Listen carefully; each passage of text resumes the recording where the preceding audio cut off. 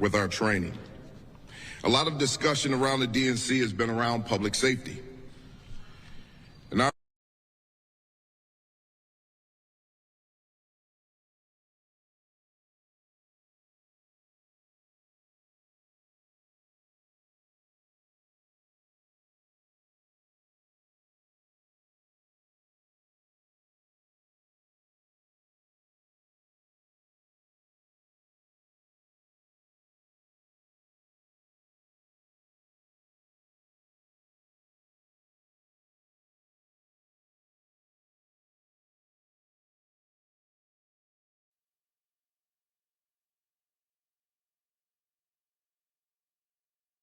If you have a utility meter like this on the side of your house, you could get paid to go solar for no money out of.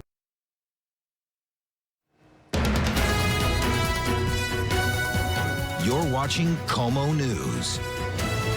A major leadership change at Starbucks. The company's CEO is out and a new executive already named. What the company and the new CEO are saying after the shakeup. Another smash and grab targeting a Seattle pot shop. We just found out how much merchandise was stolen by a large group of thieves. And protesters hit the streets after an SPD officer who hit and killed a woman in a crosswalk decides to fight a speeding fine. We'll take a look at the next steps in this highly charged case. First here at 11, a big shakeup in leadership at Starbucks. This morning, the Seattle-based company has replaced its CEO effective immediately and named a new leader. Laxman Narasimhan is stepping down as Starbucks chief executive after just 1 year on the job. His removal comes on the heels of another disappointing quarterly financial report. Starbucks is replacing him with Brian Niccol, the current CEO of Chipotle Mexican Grill. Niccol will take over as the company looks to combat falling sales. They were down 3% last quarter compared to the same time last year. Starbucks says Niccol has transformed Chipotle since taking over in 2018. In a statement, the company board chairperson says, like all of us at Starbucks, he understands that a remarkable customer experience is rooted in exceptional partner experience. Niccol, in a statement, said in part, "I'm energized by the tremendous potential to drive growth and further enhance the Starbucks experience for our customers and partners while staying true to our mission and values." Niccol is set to take over on September 9th. Starbucks Chief Financial Officer Rachel Ruggieri will serve as the interim CEO until that time. New this morning, detectives are investigating a crash and grab burglary at a pot shop on Seattle's Capitol Hill. You can see the damage left behind at the Reef Pot Shop near Denny and Olive, just east of I-5. Police say a stolen car was used to smash in the storefront and that as many as 7 people then ran inside. The shop's owner says about $20,000 in merchandise was taken. This is the latest in a series of crash and grabs involving pot shops around Seattle over the past year. Investigators are working to figure out what sparked a fire that damaged some businesses in Seattle's Queen Anne neighborhood. The fire broke out early this morning at a building along West Nickerson Street, not far from the Ballard Bridge. Firefighters searched the building and did not find anyone inside. No one was hurt. Protesters want Seattle city leaders to take action against an SPD officer who's now fighting a fine for speeding. That officer, Kevin Dave, hit and killed a woman as he responded to an emergency call last year. Como's Lee Stoll looks at what could happen if the ticket is not resolved soon. We took a look. Officer Dave's license could be suspended depending on how long it takes to resolve this issue. His next court hearing is not until the end of next month. Yesterday, the Seattle Alliance Against Racist and Political Repression protested. 19 months ago, 23-year-old John V. Kandula was hit and killed in a crosswalk at Thomas and Dexter in South Lake Union. Dave was responding to an emergency call. In March, he got a ticket for second-degree negligent driving and a $5,000 fine. He had to pay it by May 13th, but he is challenging it. I think it shows that Kevin Dave doesn't think that he deserves any consequences whatsoever for his actions. Court papers show Dave and his attorney filed to contest the citation in May. The next hearing is not until September 24th. We did reach out to Dave's attorney for comment about all of this. We have not heard back. In Seattle, I'm Lee Stoll, KOMO News. Recently, former Seattle police officer Daniel Otterer filed a $20 million claim against the city of Seattle. Otterer was fired last month due to his conduct and comments caught on police body camera regarding John V. Kandula's death. In that claim, Otterer accused the police department of leaking false information concerning, quote, wrongfully initiated disciplinary proceedings, as well as personal information, including his home address. He also says he was wrongfully terminated, claiming the decision was retaliatory due to his union leadership. Family and friends of a murdered cab driver faced his accused killer, a JBLM soldier, for the first time in court. According to military prosecutors, Jonathan Lee fled JBLM one day before he was set to face trial on charges of child rape. Prosecutors say they have evidence Lee stabbed Nick Hokema in the chest and then took off with his cab in Tukwila. Hokema's girlfriend wants to know why Lee was not in confinement ahead of his original trial, a move she says put her boyfriend in danger. He was mine. I was his. He was mine. That was the way it was supposed to work. And it didn't because of other people's blatant neglect and stupidity. Lee is now in confinement. The question now, whether there's enough evidence in the January homicide for this case to go to trial. A decision on that is expected in the next few weeks. Some Tacoma business operators say they're dealing with multiple safety issues, including vandalism and break-ins. And that trouble they believe, is tied to a nearby homeless encampment at 96th and South Hosmer Street. KOMO's Lynn Wynn spoke with some of those business owners who say their calls for help are being ignored. A lot of customers fear for their life. Young Martindale has had this hair salon near 96th and South Hosmer in Tacoma for 7 years, but tells me after the pandemic, the area has become more dangerous, with an influx of people using drugs and vandalizing the area with human waste and trash. The people are scared. I'm losing a customer because they feel danger. They don't even want to park here. And sometimes it smells so bad. Other business owners shared surveillance videos of fires set outside their businesses and break-ins that happen regularly. I have a new customer, they don't want to come here. And they make my business so very slow down. Not only my business, but I think around the business here. Business owners say they've tried contacting city, county, and state officials with no luck. We just have a small business. We can, I don't know who can help us, but I've just tried the best. According to Pierce County's data on unauthorized encampments, more than 250 encampments on county property have been reported over the last 5 years. Officials with the city of Tacoma say outreach teams have been out to the area multiple times. But according to the city's online data on encampment removals, this site is not currently on the list for emergency removal. In the meantime, businesses in the area say they can't afford to leave or hire security, and they're hoping for some help from local leaders. Of course, I get scared, but, I have a contract with the landlord, and I cannot break in because I cannot survive. Lynn Wynn, KOMO News. Tacoma city officials also added outreach teams to visit the area weekly. They can address issues including trash and debris in the area. Right now, Seattle City Council is weighing some key safety issues. The Public Safety Committee is discussing and expects to decide on a proposal to restore a prostitution loitering law in Seattle.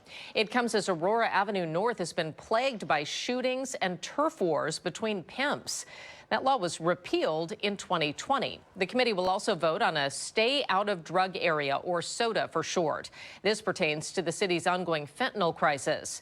The proposed legislation would allow a judge to ban people from entering a designated zone for up to 2 years if they commit a drug-related offense in that same area.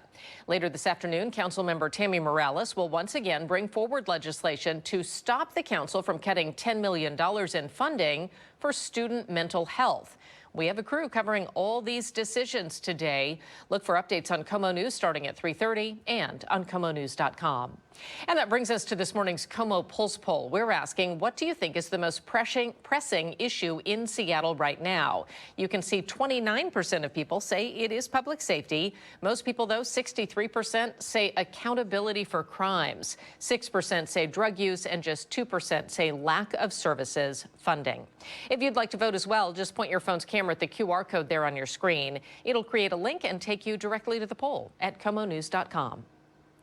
A mudslide along Highway 20 in the North Cascades will keep a portion of that roadway closed again today.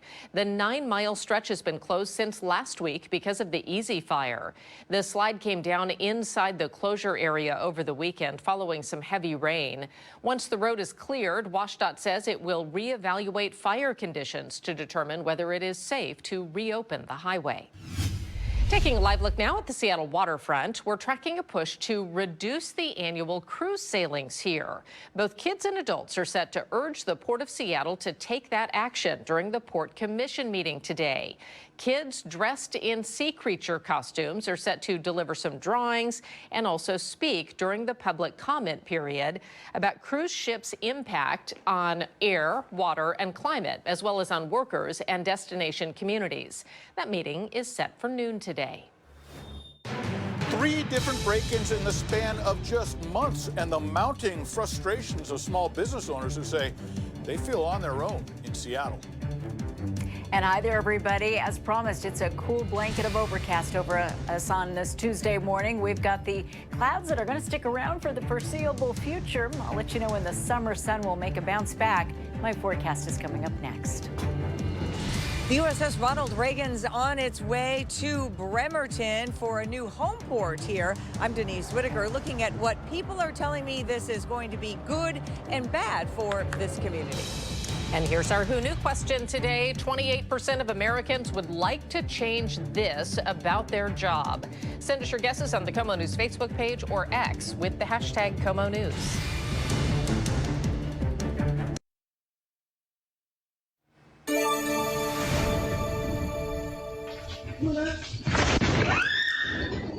Caught on camera, an earthquake rattles Southern California. The Los Angeles area is now bracing for more aftershocks.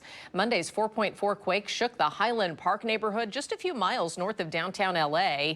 ESPN captured the sudden shaking during live broadcasts. Whoa, that is a real one, guys. We have a bit of an earthquake here in Los Angeles, so we're just going to make sure that our studio lights, everything stays safe, everything's shaking. That tremor broke a sprinkler pipe at Pasadena City Hall and briefly trapped one person in an elevator. Students are seen here after evacuating their buildings on their first day back to school. We put our heads under the table and we hold onto the table. It was a jolt, and then the building just started to shake violently. It wasn't those nice rolly ones we get that I had to hold onto the door jamb, and I could feel someone else holding on to me. The quake even caused U.S. Geological Survey scientists to take cover while on a lunch break on the 8th floor of their downtown L.A. office, not far from the epicenter. The quake was felt around Los Angeles and down to San Diego, but there are no reports of any major damage. A possible strike at Woodland Park Zoo has been averted. Unionized workers in the zoo reached a tentative agreement yesterday after months of negotiations on a new contract. Workers cited pay, health care, low morale, and high turnover. A statement from the zoo says in part, quote, "We are pleased that all parties have developed what we believe is a fair contract that reflects our shared values of fair wages and health care benefits for all zoo staff." A statement from the union says members will have the opportunity to review and vote on that new offer in the next few weeks. One of Woodland Park Zoo's newest residents will soon be leaving. It is 1.5-month-old baby gorilla that you see here. His mother, Akenji, did not show maternal instincts despite months of training with staff. And progress with potential gorilla surrogates at the zoo is not moving fast enough. A gorilla has to be raised by a gorilla. So the zoo is now working to find him a proper home at another zoo where that surrogate is possible. New this morning, local sightings of orcas are up this year. That's according to the Pacific Whale Watch Association and Orca Behavior Institute. OBI compiles sightings data from professional whale watchers, regional sighting groups, and community scientists through Washington and British Columbia. They say orcas have been reported in the Salish Sea every day since March 12th. Last month alone, there were 214 unique sightings, which is a 70% increase over July of 2023. Unique means a distinct group on a specific day. Multiple sources may see the group, but OBI only counts one group per day. Humpback whales are also being seen on a daily basis. All right, let's get a live look outside now. Here's the view of downtown Seattle, and we have clouds out there once again, but a little bit of sunshine peeking through as well. So let's check in with Chief Meteorologist Shannon O'Donnell for an update on how the day's shaping up. You know, Molly, it's definitely on the cooler side. We promised you that the clouds would roll in yesterday. They certainly did. They're hanging on for dear life. We are seeing a couple of sun breaks out there, but overall it has been overcast. That is, in general, getting in the way of trying to check out the Perseids, but we had so many of our local Northwest photographers heading up into the higher terrain above the cloud cover to try to check on the Perseid meteor shower, and they got a double feature because the aurora has been going off as well. This was a picture from Savannah, so actually down below, closer to sea level, but it's from Joshua, and he said he went out to check on his barn, and it was such a fiery red glow over the top of that skyline. Just a beautiful shot, and so much fun to see the aurora here the last couple of months off and on. But this morning, the patchy mist and drizzle, it is back because it is kind of drippy and leaky out there. That marine layer is holding tough. It will be a stubborn stratus deck today, really tough to try to burn through. Most of us probably won't be very successful, but we should do better tomorrow. Summer's not through with us yet. We'll see plenty of sunshine as we head into Wednesday. Right now, though, a little touch of fall out there. It feels great. It's 64 degrees right now in the Emerald City. We still have this solid southwesterly flow. That is onshore flow. It keeps our air fresh and clean, but it definitely keeps the temperatures on the lower side, and it does give off that kind of autumnal feel. Look at it from the satellite perspective. This is one tough marine layer. It has wrapped around the Olympics, headed on into Puget Sound's basin, and it's so firmly trapped here near the surface. Going to be a while before we're able to burn through it, and in fact, very limited clearing expected throughout the day today. Temps haven't made it very far since we last spoke. We're still just at 61 out of Bellingham, 65, one of the warmer spots in Shelton. There's Centralia, maybe peeking through with some sun breaks in Lewis County. We're at 68, just low 60s currently at the ocean beaches. So look at the bigger picture. We still have this little trough of low pressure just hanging out over British Columbia. That's been the culprit. It's been able to encourage and coax that onshore flow in from the Pacific. It will back off a little bit over the next 48 hours or so, such that we've got it deeper to the north into British Columbia. Higher pressure trying to nudge in from Texas. It's all the way down, sitting closer to the Gulf Coast at this point. But between these two extremes, we're going to hang on to these just right temperatures around western Washington as we head into the middle and the end of the week. Not today, though. Temps still running a little bit cool because of that nearby low pressure, and we'll be lucky to even hit 70 degrees here this afternoon. That's a good 10 degrees or so below average for most of us. Just 64 out of Redmond, 69 today in Tacoma, and we're trying to make it to 63 out of Gig Harbor. Also very limited clearing, if any at all, for the Strait and the San Juan, 67 out of Orcas Island, also just upper 60s out of Ferndale and Linden too. Better chance of pressing out some mist and drizzle out of that overcast and stratus deck at Ocean Shores, 65 there near the coastline today versus 73 out of Vancouver.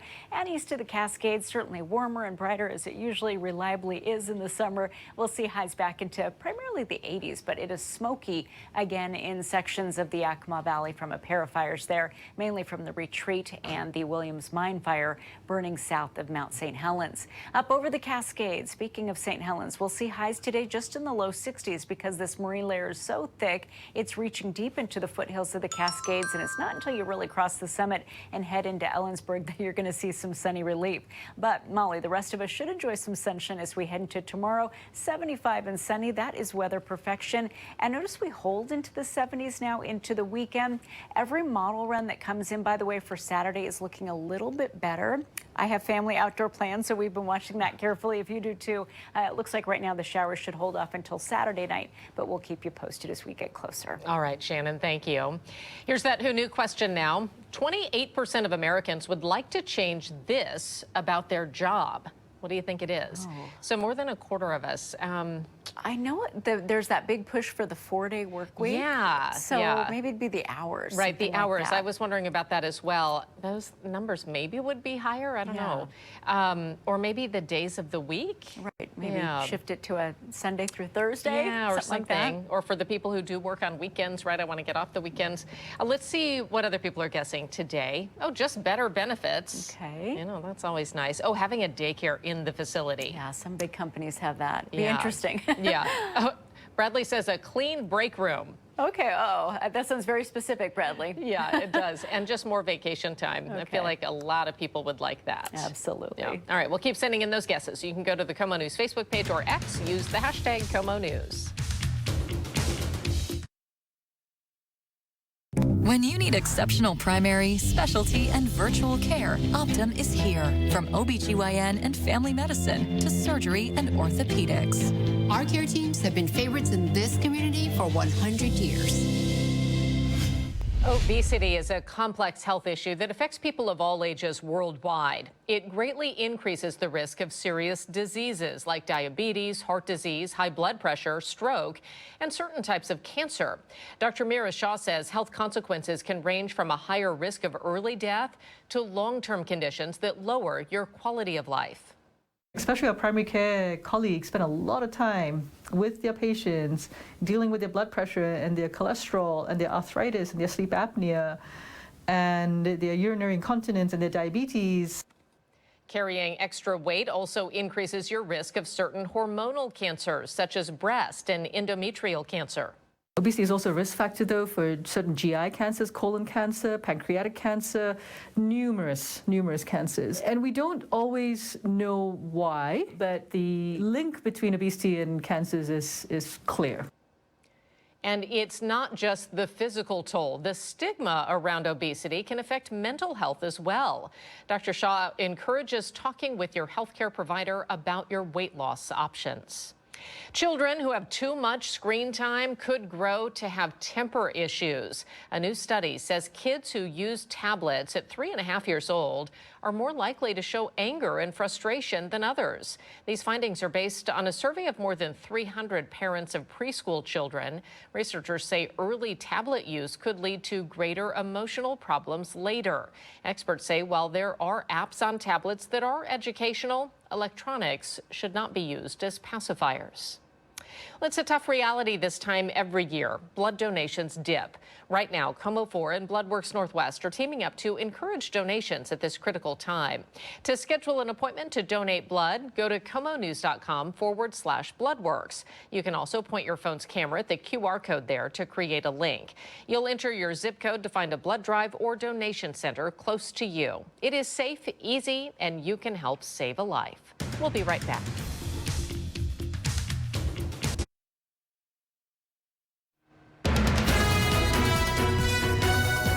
You're watching KOMO News.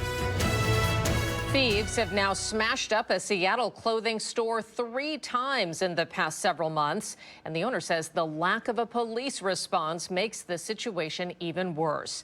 The shop, called The Little Store, is one of several businesses getting hit by criminals along Queen Anne Avenue in Seattle.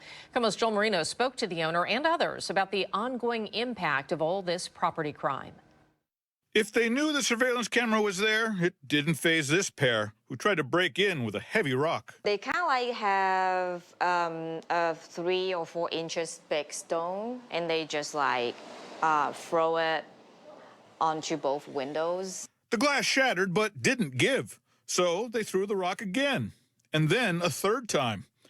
Owner Gloria Oyang says she recently installed a protective film over the glass to keep people from smashing their way in, which has already happened twice before. You have to find a professional to put it on. It's a little hard if you want to do it by yourself. That same night, just down the street at La Pasta, someone broke through the storefront, but this time they got inside. And then the perpetrators were able to put their hand in open the door and come in and take some different items out of the store. In both cases, police were called, but neither of the stores felt like it did any good. Apparently she called the police right away when she saw the window, and I think it was basically to no avail. It's actually transfer, kind of like back and forth and waiting.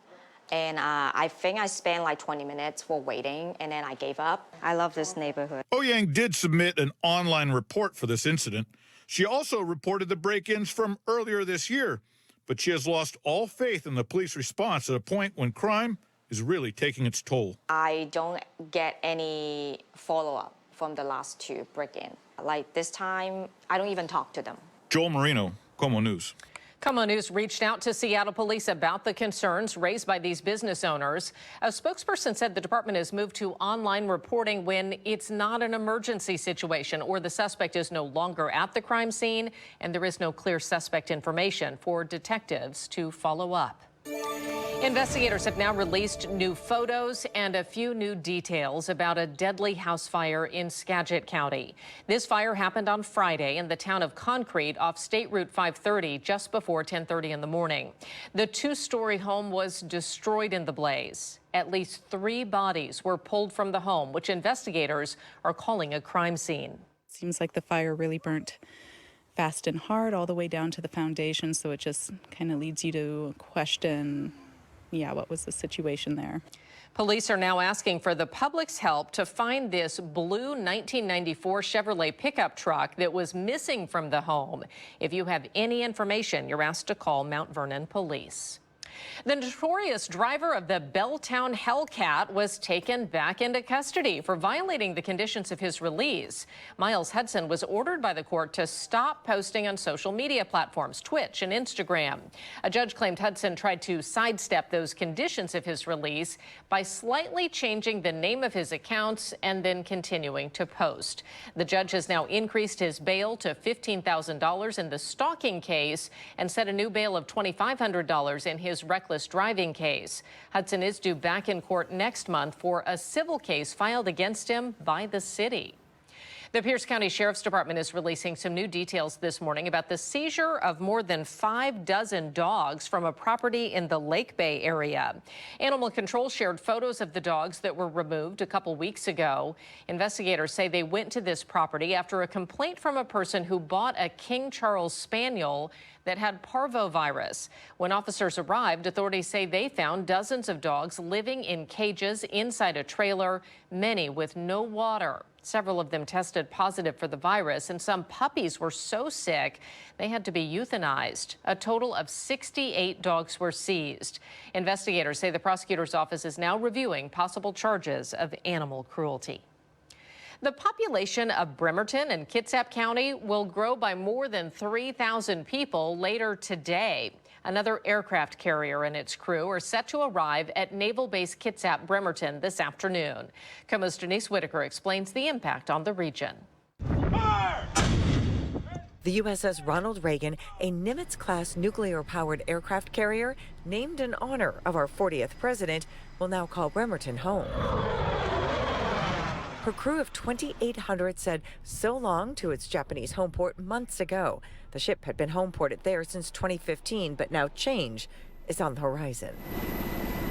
I don't know how long they're going to be stationed here, but I'm a school teacher, and I know that it helps with their enrollment for the whole area, Kitsap County. The Navy tells me they've been working with the entire Kitsap County community to help thousands of sailors, plus their family members, settle into this new space. They're going to find a very welcoming city, actually welcoming county, because they won't just be in Bremerton, but Silverdale, Paulsbo, Port Orchard. It's just the traffic. That's the main thing. The highways from the base to many neighborhoods popular with Navy families may see a few more traffic jams at shift changes, not just from the influx of sailors, but those needed to work on the Ronald Reagan. They're having hiring events every week, it seems like, and they have new people coming in probably once a month. And new hires mean new customers for Cindy Collins, who owns the diner just around the corner from a gate at the Bremerton shipyard. There you go. Thank you. Thank you. Always like new business. So it's wonderful that Bremerton is growing again to have 2 full carriers. The Navy tells me they've had 2 aircraft carriers in port before, so they're ready for the influx of work that needs to be done and the sailors coming in. In Kitsap County, Denise Whitaker, KOMO News. Starting on Thursday, the toll rates on the State Route 520 bridge will increase by an average of 10%. Those prices will vary by time of day and day of the week. The State Transportation Commission approved the increase back in July following a public hearing. Commissioners say the new rates will ensure that revenues generated will meet the financial obligations of the bridge. The change also includes a decrease in the number of rate variations from 8 to 6. The cost of back-to-school shopping is at a near record high. And parents, if you haven't started your back-to-school shopping yet, you will want to get on that soon. The National Retail Federation estimates families with kids in elementary through high school plan to spend on average nearly $875 on school supplies, clothing, and electronics. Electronics are a much bigger portion of back to school and college spending than they used to be. Kids these days, whether they're in elementary school, middle school, or high school, are usually attending class equipped with some sort of electronic device to aid in their learning. College students are expected to spend more than $1,300. Experts say data from Amazon's record-breaking Prime Day event shows many parents did start that shopping last month, and starting early can help your chances of finding a deal. A new rule could end up saving you time and also money. I'm Jeff Harris in Washington. Coming up, why canceling your subscriptions might soon get a whole lot easier. And here's another look at our Who Knew question. 28% of Americans would like to change this about their job. You have a few more minutes to get a guess in.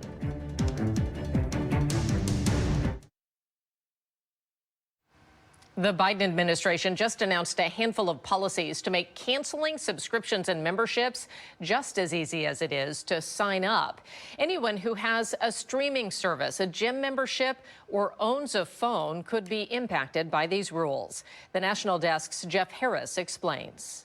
The goal by the Biden administration is really to equal the playing field for a large portion of Americans. If these rules take effect, some cancellation fees could go away, and the days of calling someone physically on the phone to cancel disappear. Canceling subscriptions should be just as easy as signing up. A rule Daniel McCarthy, a marketing professor at Emory University, tells us was just proposed by the Biden administration.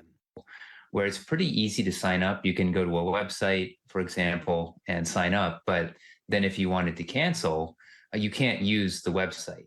Through the FTC and the FCC, the rule would require companies to make signing up and canceling the same, which for some companies isn't the case right now. They make it a lot more difficult to leave than to start. McCarthy says whether it's a gym membership or streaming service, the reason some companies make canceling more difficult is to generate added revenue. Someone doesn't want the service anymore, but because of all the hoops that they have to go through to cancel, that the company ends up getting an extra subscription payment or 2 or 6. According to Forbes, 99% of U.S. households pay for at least one streaming service. But Chad Ruback, an appellate attorney, tells us those customers shouldn't expect these rules to be rolled out anytime soon. A company that sells you this streaming subscription, a company that sells you your gym subscription is likely to challenge this in a court. And Ruback says there's a chance they don't take effect at all. Just because a rule has been promulgated by a federal agency doesn't mean that rule is going to stick. That was Jeff Harris reporting. Along with streaming services, the rules would also apply to phone and internet companies, along with health insurance companies, allowing claims to be submitted online rather than only by mail. All right, let's check in with Shannon again. Another cooler day on tap? Yeah, definitely looking cooler today. But if you're already looking forward to the upcoming weekend, here's how things are going to play out. We've got the cloud cover right now over Mukilteo's Lighthouse, as pictured by Sumik Chaki. But this weekend, it's actually looking up. It had looked quite damp and cool, but now warmer through Saturday night. And that's when the showers should catch up with us again. Rest of the forecast coming up next.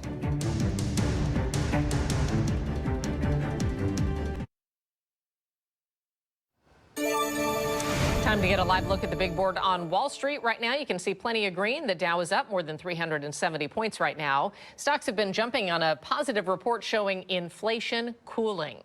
The tech-heavy Nasdaq is also up 380 points right now, and the S&P 500 is up by 82. Here's a check now of precious metal prices this morning. Gold is down $5 an ounce right now, while silver is down by 16 cents. Platinum is down as well, just $1.60. Palladium is up, though, right now, $19.50. The Producer Price Index, a key inflation gauge, shows price hikes slowed in July. The index measures average price changes seen by producers and manufacturers. The federal government reports the Producer Price Index was up 2.2% for the 12 months ending in July. That is a significant pullback from the 2.7% increase registered in June. The PPI serves as a potential bellwether for retail-level inflation in the months ahead. The report sets the stage for the Consumer Price Index, an even more crucial reading on price hikes, which comes out tomorrow. All right, let's get another live look outside here on this Tuesday. Here's the view over the waterfront, and it is a little bit hazy out there, but it feels like a pretty nice start to the day, Shannon. Yeah, I agree. We've got that cloud cover kind of draped over the top of us. It's going to be stubborn and tough to burn through this afternoon. Might just poke a couple of holes in it, but we're still going to struggle temperature-wise, only making it into the upper 60s today. You see the average high, 78. It is still summer after all. It's supposed to be a little bit warmer, and we'll get there. The sun makes a nice bounce back tomorrow, and that should take us into the mid-70s, and we should at least stay above 70 degrees for the rest of the week. But this is why we're struggling. Port Angeles, you can see that we can't see as much as we often can when it's a summer day. We've got that cloud cover that is pumped right past PA through the Strait of Juan de Fuca and wrapped around the corner for the rest of us, too. So very murky there. Speaking of around the corner, here we are, Skunk Bay, Kitsap Peninsula, North End there looking to the north, and it's an overcast view there across the waterfront. Steely gray skies also around Indianola and Port Madison. What a so northwest shot there with the dock way out over the water and one of the boats floating around on this summer day. But again, kind of leaning into a fall feel. We've got the cloud cover all the way from the coastline and back into the interior Puget Sound. Just a really solid sea breeze. That's an onshore flow. You can see that coming in from the Pacific. It was able to pick up all of that cool, moist ocean air and just kind of plop it right down here in the middle of the Puget Sound Basin. When you go across the Cascades on a summer day and lift above the clouds, you drop to the other side, and it's sunny as can be, and that's very much the case this afternoon, or at least as we're heading into this afternoon for Wenatchee and Yakima. Not quite there yet, just before the lunch hour here on our Tuesday. Across the border, we've got some more of those lightning strikes popping up again around British Columbia and Alberta, including around Kelowna. That's concerning because, again, it leads to the risk for more wildfire starts, even a couple of strikes now outside of Twispin-Stehekin. So watching that carefully because we certainly are in the middle of fire season with several blazes right now through the northwest as it is. Temps this morning in the 60s, so that's on the cool side of normal. Elsewhere around the state, we've been able to make it into the 70s there through the Yakima Valley. 68 today in Spokane. Look at the Palouse. A lot of the kids back to school, getting things ready to go as we head into that first semester there. And it feels like fall already with those cool temperatures in the southeastern corner of the state. Futurecast shows that we're going to struggle to clear out all day. Notice a little bit of mist and drizzle getting squeezed out of the overcast as we head into this afternoon. Very little change tomorrow morning either. Still overcast skies. And then there we go. It finally does clear out for Wednesday afternoon. By 6:30, we should be seeing some sunshine by later tomorrow. Today, it will be a struggle. Highs just in the 60s in Aberdeen and Bremerton. 69, one of the warmer spots out at Tacoma, and 71 around Kelso and Longview. Tonight, that cloud cover hangs on. It's very stubborn. Perseids are still peaking, but they have been hard to see around here because of that stratus deck. Tomorrow, again, warmer and brighter for a wonderful Wednesday with 75 degrees. Those sunsets, Molly, are getting a little earlier. Tomorrow it happens at 8:22, but again, plenty of summer left. We'll sit in the 70s from here on out for the rest of the week. Oh, that sounds lovely, Shannon. Thank you. You bet. All right, let's get back to the Who Knew question, find out the answer. 28% of Americans would like to change this about their job. And you and I were on similar tracks this morning. I was saying maybe the days they work. Yeah, the schedule might be something you'd want to adjust, but there are lots of really fun answers, Yeah, too. you talked about the hours as well. But you're right. Maybe it's something more fun. Let's find out. The answer is Oh, it is more fun. Oh, yay! Allowing pets.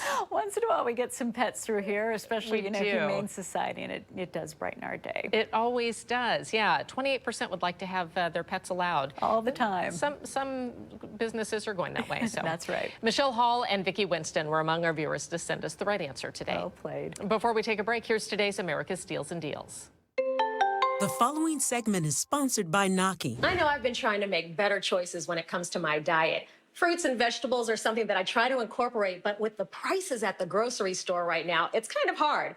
But how about I save us both $600 a year on our fruits and vegetables with the Harvest Fresh Cube? Now, this is really easy. What it does is it helps to neutralize the ethylene gas that your produce emits in the fridge.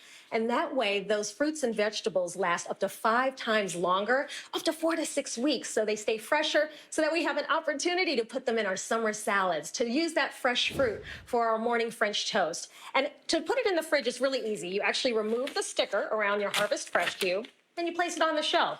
Easy peasy.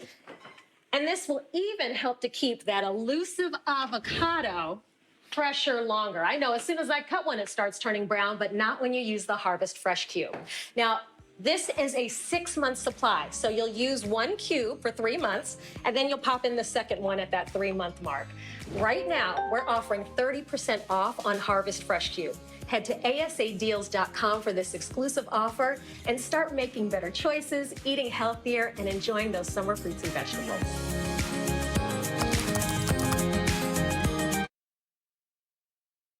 I want to get to some breaking news out of Kent, where a car crashed into the front of a restaurant. Puget Sound Fire shared this photo from the scene along East Valley Highway near South 180th Street. We are told 2 people are hurt, one of them seriously. There's no word yet, though, if those injuries come from someone in the car or in the restaurant. We do have a crew just arriving on the scene. You can look for updates on komonews.com and right here on Komo News starting at 3:30 this afternoon. And here are some of the other top stories we're following for you at this hour. A major change in leadership at Starbucks. The Seattle-based company announced that CEO Laxman Narasimhan is out, and he's being replaced by Chipotle Mexican Grill CEO Brian Niccol. Niccol takes over as the company looks to combat falling sales. They were down 3% last quarter compared to the same time last year. Niccol is set to take over on September 9th. Starbucks Chief Financial Officer Rachel Ruggieri will serve as interim CEO until then. Seattle police are investigating another pot shop smash and grab. A large group of thieves hit the Reef in Capitol Hill this morning. Police say they crashed a stolen car into the building near Denny and Olive. At least 7 people then ran into the store, grabbing several items. The shop's manager says those thieves got away with about $20,000 worth of merchandise, taking off in 2 separate cars. An early morning fire damaged some businesses in Seattle's Queen Anne neighborhood. This fire broke out this morning in a building along West Nickerson Street, not far from the Ballard Bridge. Firefighters searched the building and did not find anyone inside. They tell us no one was hurt, and the cause of the fire is still under investigation. That's it for Komo News at 11 a.m. We're back this afternoon at 3:30. In the meantime, find us on komonews.com and your favorite social media.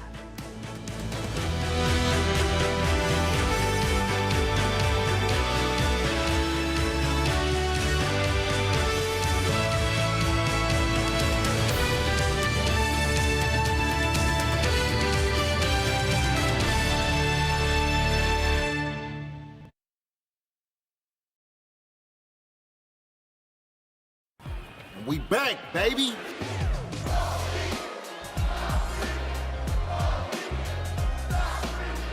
Stop freaking. Call Beacon. Hey, wait. Stop freaking. Call Beacon. Painting collection and buy more artifacts that tell the story of the Indy 500. And that does it for this edition of the National Desk. We do invite you to join us again tonight for more coverage of America's top stories. I'm Amira David. Thank you so much for watching.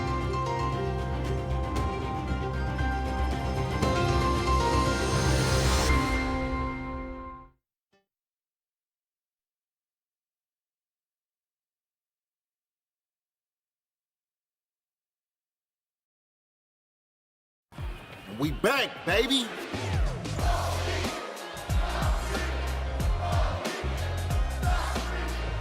Stop freaking. Call Beacon.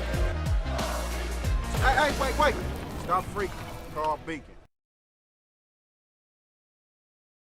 Painting collection and buy more artifacts that tell the story of the Indy 500.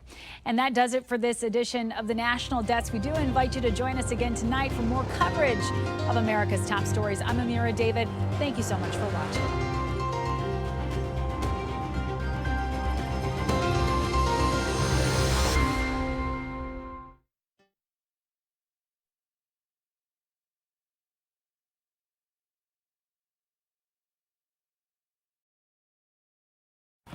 We back, baby.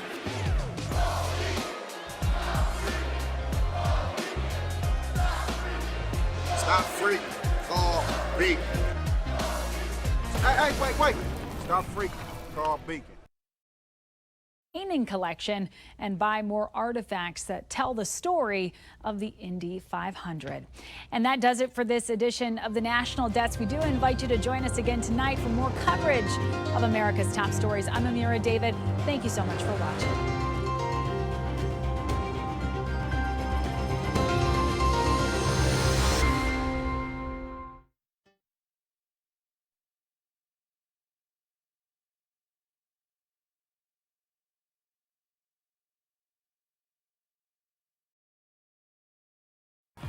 We back, baby.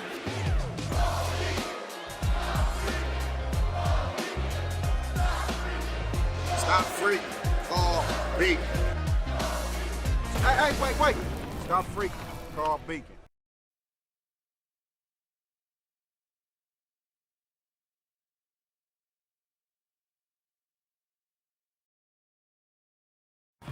We back, baby.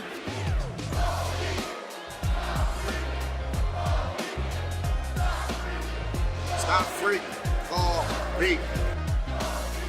Hey, wait. Stop freaking. Call Beacon.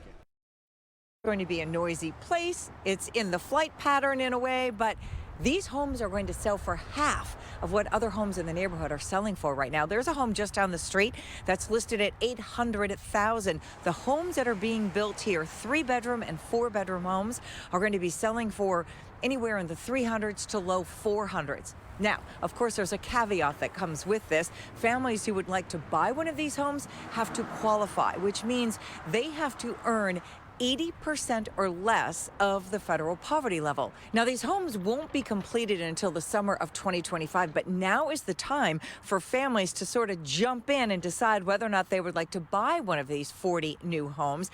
I'll tell you exactly how they can do that and show you what the homes are going to be like coming up tonight at 5. For now, in Burien, Denise Whitaker, KOMO News. Right now, Seattle City Council members are discussing a proposal to restore the crime of prostitution loitering. The law was repealed back in 2020. Advocates' efforts come as Aurora Avenue North is plagued by shootings and turf wars between pimps. Coming up at 4, KOMO's Michelle Esteban is hearing from people on both sides of this controversy. And that brings us to our KOMO Pulse poll today. You can scan the QR code there on your screen to participate. And this is the question we are asking. What do you think is the most pressing issue in Seattle right now? A majority of folks here, 63% saying accountability for crimes, 28% say public safety, 6% say drug use, only 2% say lack of services funding. Again, if you'd like to weigh in, just scan the QR code there on your screen. That'll take you directly to the story on KOMOnews.com. Right now, Seattle detectives are investigating a crash-and-grab burglary at a pot shop in the Capitol Hill neighborhood. This is a look here at the damage left behind at the Reef Dispensary near Denny and Olive, just east of I-5. Police say as many as 7 thieves ran inside the business after using a stolen car to smash in the storefront. The shop's owner says about $20,000 in merchandise was taken. Meantime, fire crews are trying to figure out how 3 businesses in the Queen Anne neighborhood caught fire. Happened this morning along West Nickerson Street near the Ballard Bridge. Details are limited right now, but we do know no one was hurt. Protesters are calling on Seattle City leaders to take action against an SPD officer fighting a speeding fine. That man is Officer Kevin Dave. You might remember he hit and killed 23-year-old John V. Kandula while responding to an emergency call last year. However, he was just ticketed for second-degree negligent driving and issued a $5,000 fine this past March, more than a year after the incident. He was ordered to pay the fine by May 13th, but now he's challenging it. The Seattle Alliance Against Racist and Political Repression feels there needs to be accountability. I think it shows that Kevin Dave doesn't think that he deserves any consequences whatsoever for his actions. So if Officer Dave doesn't pay the fine, his license could be suspended. The next hearing is September 24th. We've reached out to his attorney, but have yet to hear back. Starbucks has named a new CEO. Brian Niccol, who currently heads Chipotle, will join the company next month. KOMO's Paul Rivera reports from downtown Seattle, asking customers about this move. Will a new CEO turn things around at Starbucks? That's the question we took to the streets of Seattle. Current CEO Laxman Narasimhan is out. CEO Brian Niccol is in. Niccol, who is currently at Chipotle, previously at Taco Bell, has been touted as someone who can turn companies around. Trouble has brewed in Starbucks recently, particularly in Seattle, birthplace of the coffee giant, where employees at stores have fought for the ability to unionize. The company has also closed multiple popular stores in Seattle, most recently the Alki Beach location, and this one at First and Pike. Officials with the company would not say if the closures were related to safety issues in the city. It was also at this First Avenue location that workers went on strike, joining other company employees in Washington last November on Red Cup Day to protest staffing issues and the need for better pay. While those we talked with think it might be too early to see if a change in leadership is what Starbucks needs, they did contend that they hope employees are treated better and the cost of items at Starbucks are lowered. They also hope Starbucks can find a way to reopen closed locations because that foot traffic will help other nearby businesses as well. The new CEO starts on September 9th. Reporting in Seattle, Paul Rivera, KOMO News. Right now, preparations for the Democratic National Convention are underway in Chicago. Crews already started installing security perimeters around the United Center and McCormick Place. The four-day convention starts on the 19th. It ends on the 22nd. Several high-profile Democrats are expected to speak next week. The plan is to have President Biden kick off the event as the keynote speaker. In addition, former Democratic presidential nominee Hillary Clinton will also speak the first night. Former President Obama is scheduled to speak Tuesday, and former President Bill Clinton will speak the following night, along with Vice President Kamala Harris's running mate, Governor Tim Walz. Harris will cap off the convention Thursday night once she is formally named the Democratic candidate. Tensions growing in the Middle East. How a looming war between Iran and Israel could impact your wallet right here at home. Plus, President Biden is zeroing in on the policy goals closest to his heart before his term ends. How his administration says $150 million is going to be used around the country. I'm meteorologist Rebecca Stevenson, and today a cloudy day, but the temperature is stopping around the upper 60s to low 70s. Now we're going to head into a little more sunshine, but I'll let you know how much sun we get before some rounds of showers come back into the picture coming up in your forecast.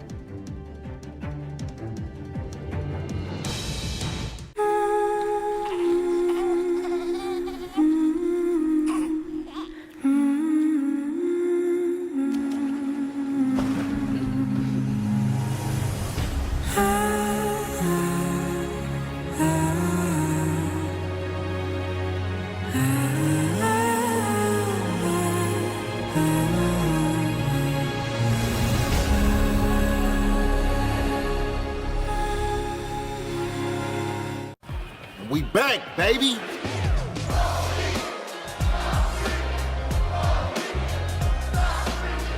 Stop freaking. Call Beacon. Hey, wait. Stop freaking. Call Beacon. If you have jewelry or collectibles you no longer need or want, bring them to Bellevue Rare Coins. It's not just about buying and selling. It's about the trust we build with every customer. Bellevue Rare Coins, treating customers like family for over 40 years. At Wendy's, you can get an English muffin and seasoned potatoes for just $3. With a light and fluffy toasted muffin. And crispy potatoes, love. Is this my breakfast? Yes, it is. Grab a proper $3 Wendy's breakfast for a limited time. Don't get caught with your pumps down. At Seattle Pump and Equipment, we've been helping you keep the pressure on since 1952. We're your local one-stop shop for all pressure washer sales, service, and rentals. Come visit our destination showroom and speak to one of our experts today. Weeknights on Charge. We're with Major Case. What kind of person joins the Major Case squad? I'm the whack job. Let's just say they're quirky. I want to put a label on it. All I want to do is find the killer. Their methods are unorthodox. We're looking at 2 murders, one a murder, one maybe not a murder. And they get right to the point. Sit down. Aren't there any murders we can talk about? See what I mean? But you can't argue with results. You're going down for murder and armed robbery. You are under arrest. Law and Order. Criminal Intent. Weeknights at 9, 8 Central on Charge.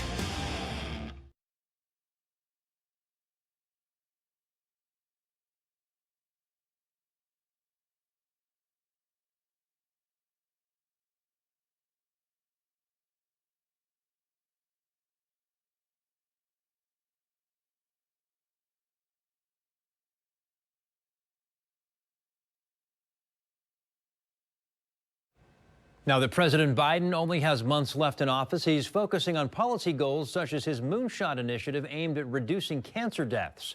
He's announcing $150 million in research grants for scientists to find ways for surgeons to better remove tumors from patients. The grants are going to 8 teams across the country, including at the University of Washington, Johns Hopkins, Tulane, and Dartmouth. It comes as a new study by the American Cancer Society projects cancer diagnoses and deaths among men to nearly double by the year 2050. We'll pick some common cancers that are the leading causes of cancer among men. For example, colorectal cancer. At the age of 45, you should start having these discussions. At the age of 50, prostate cancer is another big one. You should start having discussions about prostate cancer screening. They can be different from person to person. Biden lost his son Beau to brain cancer back in 2015. He first launched the Cancer Moonshot Initiative as vice president. Parents often try to manage their kids' meltdowns by giving them an iPad or some kind of tablet, but a new study shows that can actually lead to more anger and frustration with the child. Researchers with JAMA Pediatrics say when average weekly tablet use went up from 6.5 hours to 7 hours, so did kids' anger. Experts say some warning signs to cut back on tablet time are your kid losing interest in other activities, difficulty sleeping, attention problems, and emotional dysregulation. Donald Trump and Elon Musk pitch a new commission to cut spending in Washington. I'm Matt Gelka in Washington, and I'll have the story coming up. Plus, helping students with mental health issues, how one AI company says their program is helping bridge the gap between school counselors and teens. KOMO News at 3:30 is back right after this.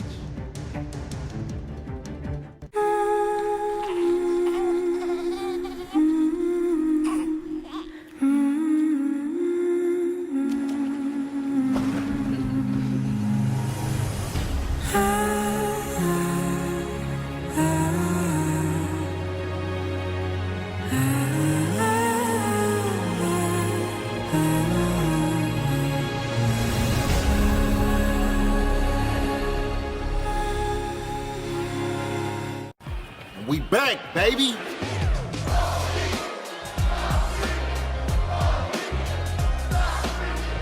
Stop freaking. Call Beacon. Hey, wait. Stop freaking. Call Beacon. If you have jewelry or collectibles you no longer need or want, bring them to Bellevue Rare Coins. It's not just about buying and selling. It's about the trust we build with every customer. Bellevue Rare Coins, treating customers like family for over 40 years. At Wendy's, you can get an English muffin and seasoned potatoes for just $3. with a light and fluffy toasted muffin. And crispy potatoes, love. Is this my breakfast? Yes, it is.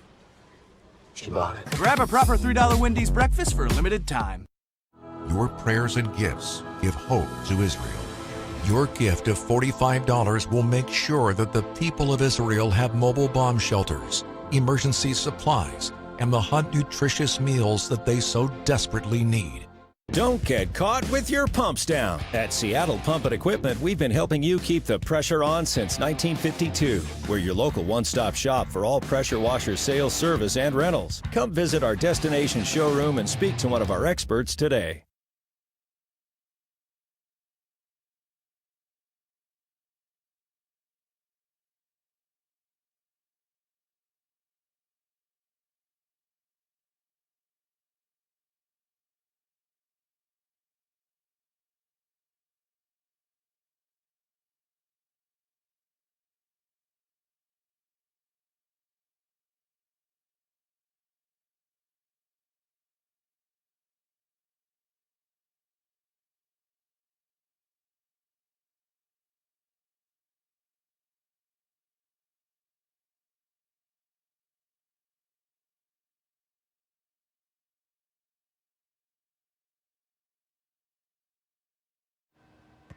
U.S. Secretary of State Antony Blinken is scheduled to travel to the Middle East today amid high tensions in the region.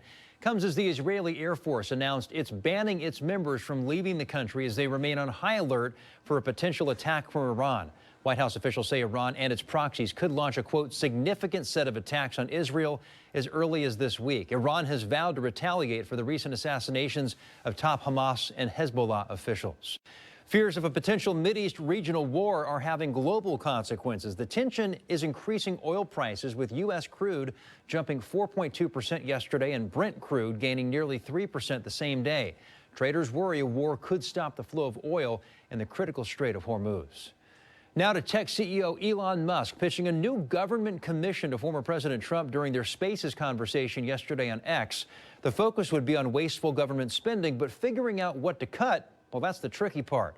During this next report by national correspondent Matt Gelka, we want to know, do you think federal government spending is out of control? Let us know by scanning that QR code on your screen. Elon Musk pitched himself to Donald Trump as a guy who could help the government cut costs if Trump wins a second term. I think it would be great to just have a government efficiency commission that takes a look at these things and just ensures that the taxpayer money, the taxpayers' hard-earned money, is spent in a good way. And I'd be happy to help out on such a commission. And the former president was happy to entertain the idea. Well, you're the greatest cutter. I mean, I look at what you do. The pair didn't get specific on what cuts would be made, only that there needed to be some under their proposed Government Efficiency Commission. The national debt eclipsed $35 trillion for the first time ever in late July. The government spends the most on Social Security at more than $1.2 trillion. Next up isn't a service at all. It's actually $763 billion in interest payments, outpacing health care, Medicare, and defense spending. We can't ignore the debt anymore. I don't worry so much about trillions. Those are scary numbers. What I worry about is that our debt is approaching a record share of the economy. Finding where to make the cuts will be up to lawmakers as they try to tackle a problem that's not going to magically go away. The Congressional Budget Office projects debt will balloon to more than $56 trillion in the next 10 years. You can't really afford to pick and choose. The truth is, all parts of the budget need to be on the table, and the tax code does. Trump's vague comments were the closest thing to a debt plan either party has released so far. There was nothing in the Republican Party's platform put out ahead of their convention last month, and Vice President Kamala Harris has yet to reveal her economic plan. In Washington, I'm Matt Gelka. Here's another look at today's question. Do you think federal government spending is out of control? Yes or no? You can cast your vote now by scanning the QR code there on your screen or by going to komonews.com/question. And here are the results for yesterday's question. We asked, are you concerned you could lose your right to free speech in America? And you can see a majority of people there. 80% said yes, 20% said no. Utah's teens are facing a big problem when it comes to their mental health, as there are too few counselors to meet the demand.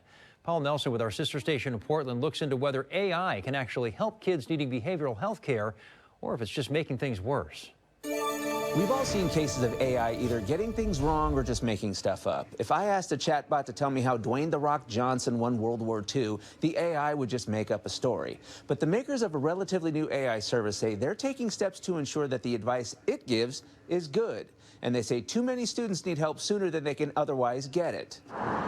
Mele Tueone is starting her freshman year at West High School, and she knows it's going to be a big adjustment from middle school. I'm just overwhelmed because the school's pretty big, so I feel like it's going to be a little hard figuring out my way around. So if she was feeling down and there weren't any counselors to speak to, she'd feel comfortable opening up to an AI chatbot. I feel like if I don't have anyone to talk to, that's a good place to turn to. Her mother, Alexia, says if there aren't any counselors available, an AI chatbot is better than nothing. If they don't have nothing, then their minds can take them to scary places. One such service is Eliza Chat. Company CEO David Barney says that's why the chatbot was created, because there aren't enough counselors to meet the needs of Utah's students. Every single person studying psychology and social work right now, if every single one of them became a licensed therapist, we still wouldn't even become close to meeting the demand. Barney says they don't rely on the internet to feed their information to their AI. They only rely on what doctors tell them. The advice is not coming from AI. We have trained models built by our clinical advisory board of licensed and trained psychologists and therapists. Child and family psychologist Douglas Goldsmith says there may be a place for AI in therapy, but not for really big problems. if a site said, we can help you with the following problems. I can't figure out my homework. I'm struggling with math. I don't know what to do about this kid. And it was a scripted, oh, you're being, bullied at school. Talk to your parents, talk to the principal. Here's things you might say. That's good. Goldsmith says there are a lot of things that can't be picked up if someone is just typing their problems into a chat screen. A machine responding to a child may miss a lot of nuance, may miss, being able to ask the right question. Plus, there's something else that Goldsmith says the AI bot will never pick up on just by reading a chat, and that is the child's tone, which is crucial for counseling. For instance, a kid who says, I don't have any friends, may be going through a very different kind of problem than a kid who says, I don't have any friends. This kid could just be lonely and sad that day. This kid could be being bullied. This kid could also be suicidal. But Barney acknowledges the chatbot is not meant to replace actual therapy. Is there a scenario where you can see that there is a kid who's going through something so severe that even Eliza would say, this is too much for me? Oh, absolutely. In fact, to start out, we're not tackling some of those deeper issues. We can provide mental health support to, maybe students feeling overwhelmed, feeling lonely. All right, let's get a live look outside at downtown Seattle from the top of the Queen Anne neighborhood. It is very cloudy out there, cloudier than it was at this time yesterday, and a little bit cooler. Meteorologist Rebecca Stevenson joining us now. A bit of a change. You can still feel that change in weather, especially compared to this time last year. I agree. Or last week, I mean. Or last week. Yeah. But last year, too, was pretty Probably, warm. yeah. Well, we had to remind true Seattleites what their city is really like. So we had to bring them back into the fold and say, oh, yeah, you're still in Seattle. It's the clouds of the summertime that we occasionally get. It's just today the clouds didn't clear away like they typically do in the afternoon. In Olympia, we're looking up over Bud Inlet. It's a bit of a dim day. Someone turned the lights down here. West-northwesterly wind indicating to us an onshore wind helping keep the clouds in place and the temperatures cool. We've got 69 degrees in Olympia, which is definitely well below the normal. We should be in the upper 70s across western Washington for our daytime high, but without the sun breaking through the clouds, as you can see on visible satellite, we are really socked in, so we're not going to warm up too much more. We have mostly, temperatures mostly in the upper 60s to the low 70s today. Many spots around Seattle over towards Bellevue and Issaquah have been getting into the lower 70s. At the Seattle waterfront, we've got 69 degrees and a light westerly wind, about 9 miles an hour. So mostly cloudy skies, that's the trend, and we're only going to have the cloud cover start to increase again on top of what's already here for a very cloudy night ahead. Here's what the temperatures are across the board. We've got coolest temperatures around the coast for Aberdeen, 63, but also up to the north interior. Bellingham's at 63. Tacoma, again, near 70, and Olympia at 69 degrees. It's just overall a cloudy day, cloudy night ahead. 58 should be the overnight low for the Seattle area, and this cloud cover won't go anywhere. But after sunrise, 6:05 a.m., we are going to head towards some clearing as we get closer to the noon hour. The next weather maker, it remains lower pressure pulling away from us through the course of tonight. But just as we get this nice little break, it's basically a break in between another area of low pressure.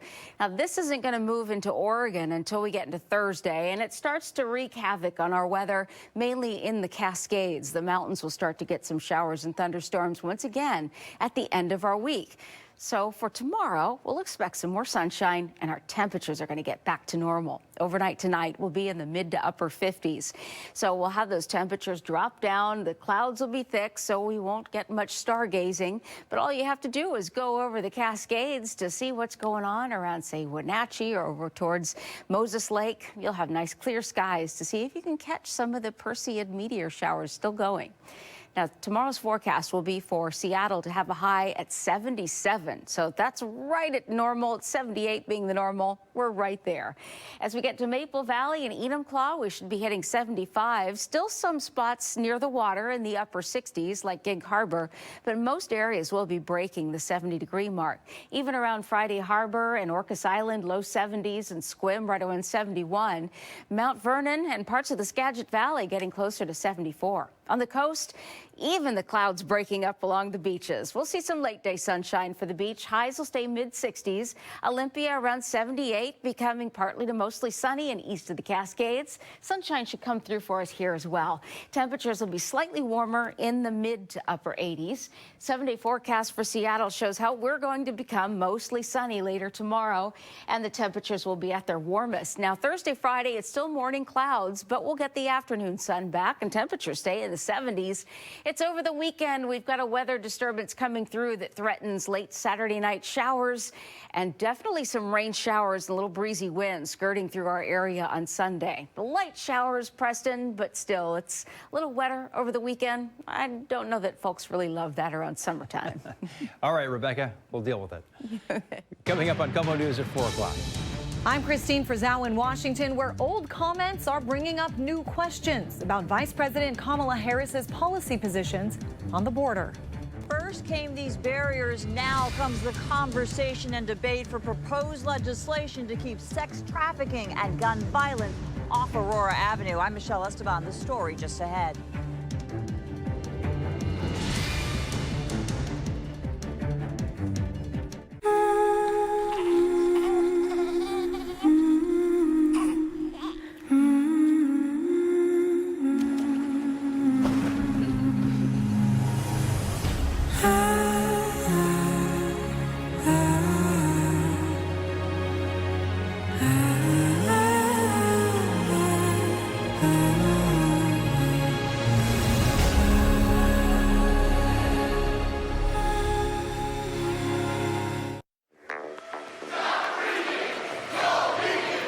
We back, baby.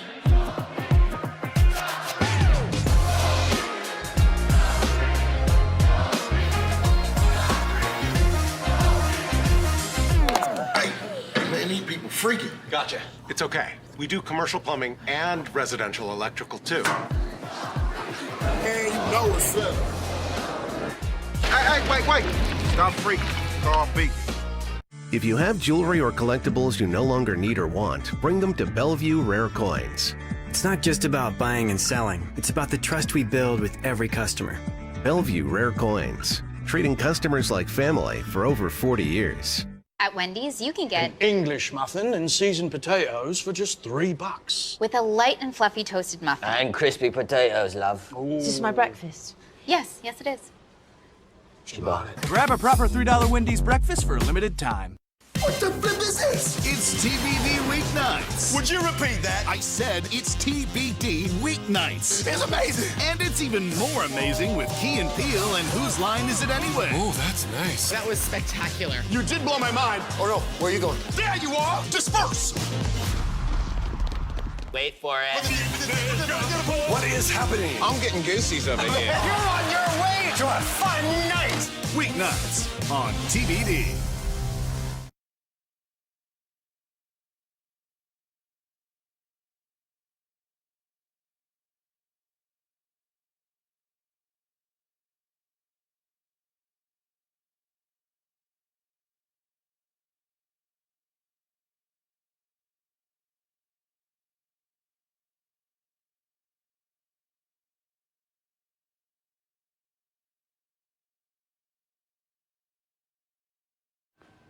Former President Obama is sharing the songs he's been rocking out to this summer.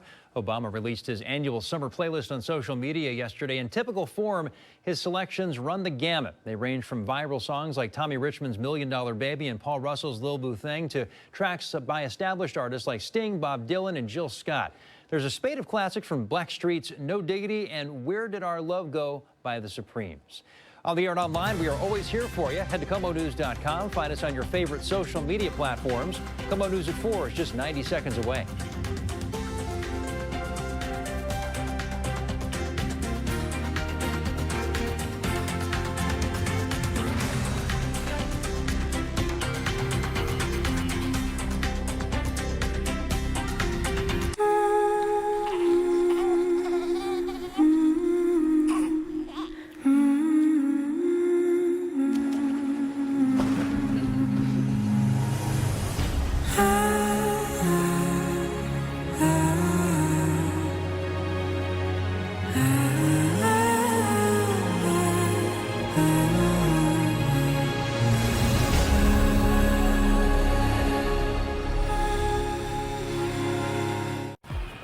Bank, baby!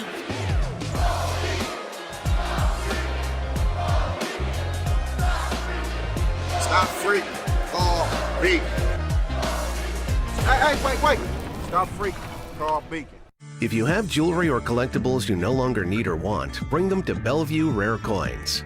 It's not just about buying and selling. It's about the trust we build with every customer. Bellevue Rare Coins, treating customers like family for over 40 years. At Wendy's, you can get An English muffin and seasoned potatoes for just $3. with a light and fluffy toasted muffin. And crispy potatoes, love. Is this my breakfast? Yes, it is. She bought it. Grab a proper $3 Wendy's breakfast for a limited time. What the flip is this? It's TBD weeknights. Would you repeat that? I said it's TBD weeknights. It's amazing. And it's even more amazing with Key and Peele and Whose Line Is It Anyway? Oh, that's nice. That was spectacular. You did blow my mind. Oh no, where are you going? There you are! Disperse! Wait for it. What is happening? I'm getting goosies over here. You're on your way to a fun night! Weeknights on TBD.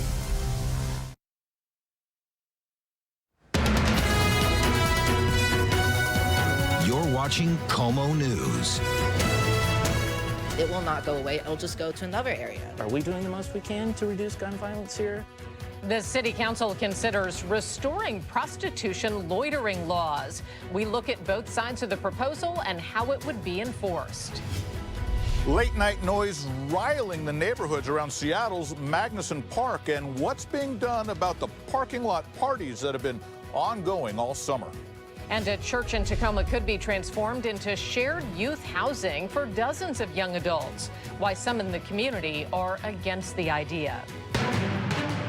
Right now, we are following breaking news in North Seattle. SPD is investigating after a man died after being shot in the chest. This happened around 2:30 this afternoon along the 7,000 block of Sandpoint Way Northeast. Video shows officers investigating at the 7-Eleven there. It is unclear right now what led up to the gunfire. We know that no arrests have been made at this point. We do have a crew headed to that scene, and when we get more information, we will pass it along. Standing room only at Seattle City Council chambers today over proposed legislation aiming to crack down on sex trafficking linked to rampant gun violence. It was the public's first chance to weigh in on the measure proposed by Council member Kathy Moore, who says much of the crisis in gun violence on Aurora Avenue North is driven by sex exploitation. Como's Michelle Esteban is live there now, where, Michelle, there have been ongoing gun battles since May. Yeah, we've been covering all of them, and you know it all too well, and sort of the people that live and work here.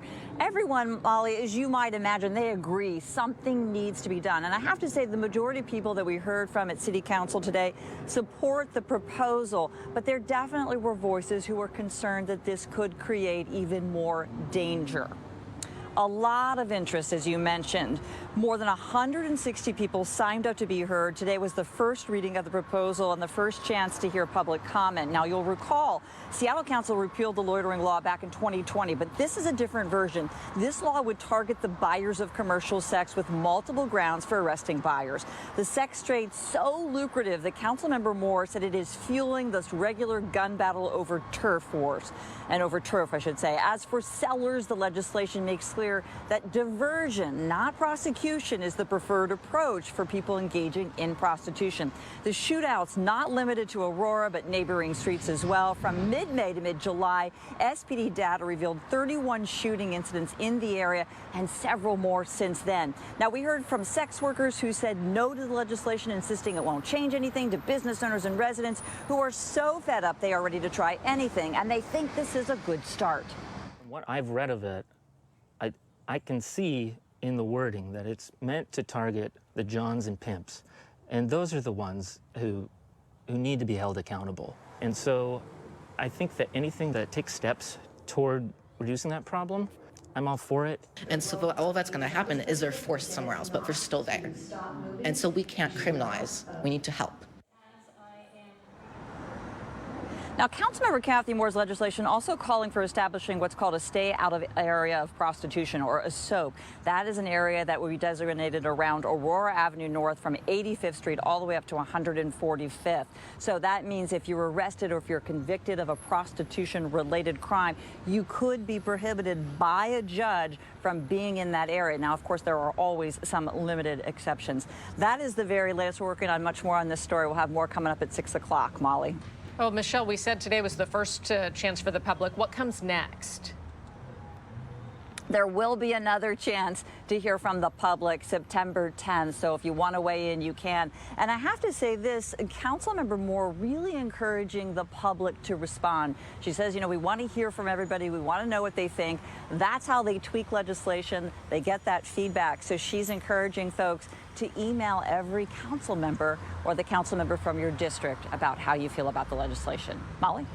Michelle, thank you. The Seattle Public Safety Committee also discussed the Stay Out of Drug Area proposal, or SODA.